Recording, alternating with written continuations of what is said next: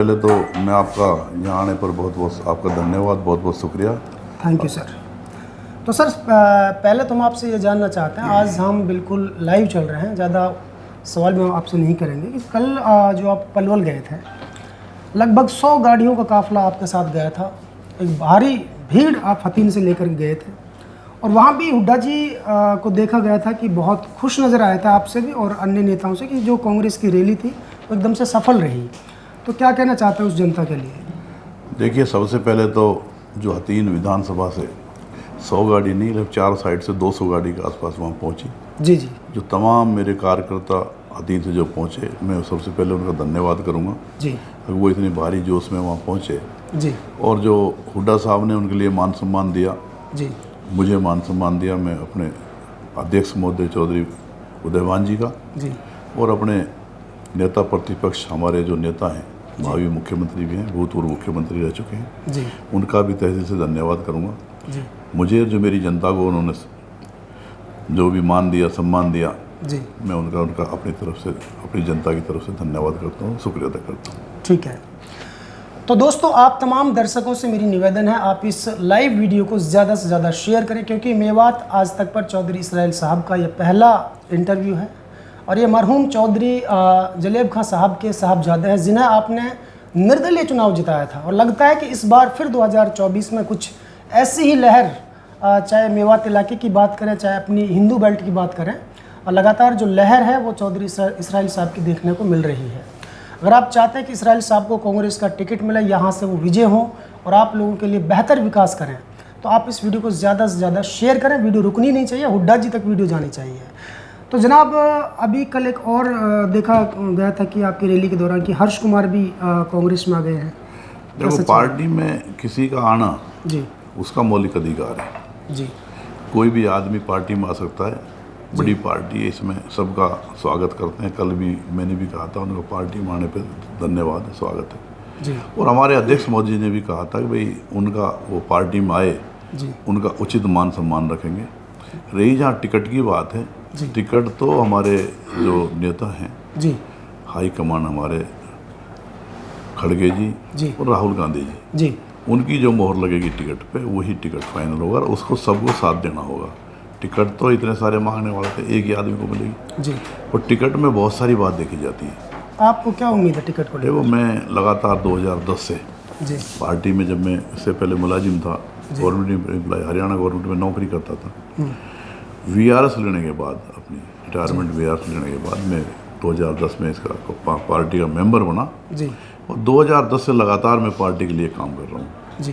Party ने मुझे मान दिया, सम्मान दिया और 2019 के चुनाव में मुझे पार्टी का कैंडिडेट बनाया। मात्र 28 वोट से मेरी हार हुई और हार भी सारी सरकार को भी पता है, सारे हरियाणा को पता है जी। और सारे यहाँ जो पार्टी में जो ज्वाइन करे उन्हें भी पता है कि मुझे किस तरह से हराया गया था। जी। रही बात उसकी 2019 की, और 2019 से रिजल्ट आने की 24 अक्टूबर को रिजल्ट आया जी। और 25 अक्टूबर को फिर पार्टी के लिए मैं काम पे जुट गया। लगातार गली गली जा कर के मैंने, नुक्कड़ सभा जा कर के, और पार्टी के जितने भी आज तक जो भी फंक्शन हुए हैं, चाहे वो रैली चाहे कहीं पानीपत में रही हो, चाहे हिसार रही हो या रोहतक रही हो या कहीं भी, गुड़गांव, पलवल, फरीदाबाद, पूरे हरियाणा में चाहे, मेरा मतलब कहने का ये, पूरे हरियाणा में चाहे कहीं रैली गई हो, मेरे साथ मेरे कार्यकर्ता हर जगह गए हैं। ठीक है। तो लगातार मैं पार्टी में जुड़ा हुआ हूँ और पार्टी के लिए काम कर रहा हूँ। मैं पार्टी का डेलीगेट मेंबर भी हूँ जी। और आज मैंने आवेदन किया था कि इस उम्मीद पे क्या है, मुझे उम्मीद है ऊपर वाले से भी, अल्लाह पाक से भी मैं उम्मीद करता हूँ और पार्टी के शीर्ष नेतृत्व से मैं उम्मीद करता हूँ जी, मुझे फिर दोबारा टिकट मिलेगा। और यहाँ से जो जनता का प्यार मिल रहा है, लगातार जनता मेरे साथ जुड़ रही है, जिस तरह आप देखते जा रहे हैं, जनता कांग्रेस की तरफ आ रही है, मेरी तरफ आ रही है, तो यहाँ से जीत भी सुनिश्चित है। ठीक और है। यहाँ से मैं ऊपर वाले ने चाहा तो कांग्रेस टिकट पे जीत के भी जाऊँगा और विधानसभा में पहुँच के अपने बाप के नक्शे कदम पे लोगों की सेवा करूँगा। ठीक है। तो दोस्तों, आपने सुना चौधरी इसराइल साहब हमारी स्क्रीन पे आपसे जो बातें कर रहे हैं। उन्होंने कहा कि वो अपने मरहूम पिता चौधरी जलेब खां साहब के नक्शे कदम पर चलेंगे और आपका विकास करेंगे, आप सबकी इज्जत करेंगे। लेकिन इसी बीच मुझे एक बात याद आई है विधायक जी, जब पिछला चुनाव आपका हुआ था, जब काउंटिंग चल रही थी, तो तो समाज में एक ऐसा दुष्प्रचार हुआ था, वो सच्चाई है कि क्या था वो आपसे हम जानेंगे कि भाई चौधरी इसराइल साहब हारे नहीं थे, उनको दबाव में ला करके हराया गया है, उनकी कुछ वोट इधर उधर कर दी गई हैं। तो क्या सच है, लोगों के दिलों में आज भी वो चीज़ है कि भाई वो बेचारा हराया गया था, मतलब एक दया भावना आपके साथ लोगों की जुड़ गई थी? देखिए, आप सबके सामने हैं, जी जब मतगणना केंद्र पर मतगणना चल रही थी, जी शुरू से ही एक दबाव की जो उसमें हरियाणा में बीजेपी की सरकार थी, जी मतगणना केंद्र में शुरू से ही गड़बड़ी शुरू हो गई थी।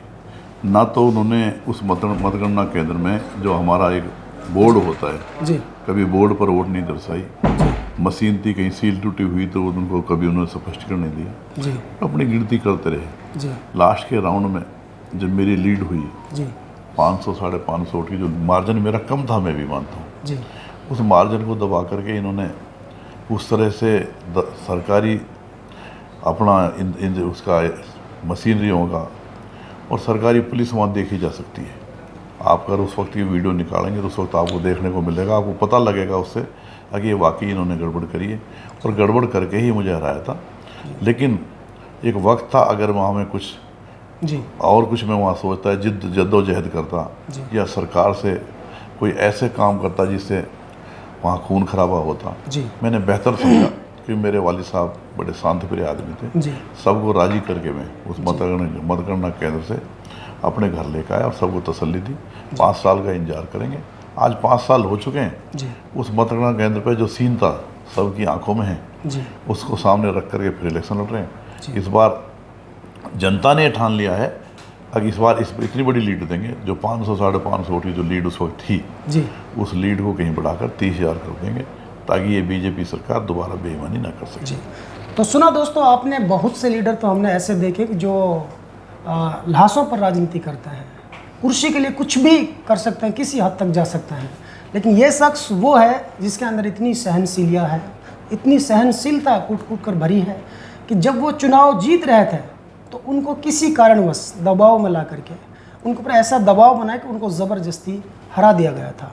दोनों तरफ से जो कार्यकर्ता होते हैं वो उनमें वो भावुक हो चुके थे, जोश था, लेकिन इन्होंने हार उचित समझी। लेकिन किसी व्यक्ति की जान जाए या कोई झगड़ा करे, ऐसा इन्होंने समाज में माहौल ख़राब हो, ये इन्होंने उचित नहीं समझा। भाईचारे में विश्वास रखते हैं।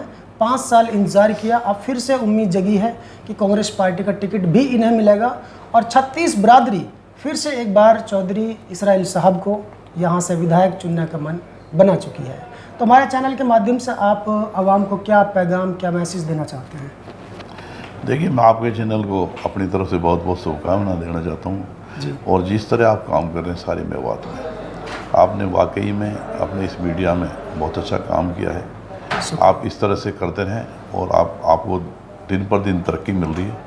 1 मिलियन आपके फॉलोवर्स हैं जी और आप तरक्की कर ही रहें। और मैं तो अपनी अल्लाह पाक से दुआ करता हूँ आप और तरक्की करें। मेरी तरफ से आपको बहुत बहुत शुभकामनाएं। और आप यहाँ आए, आप मेरी तरफ से बहुत बहुत आपका शुक्रिया।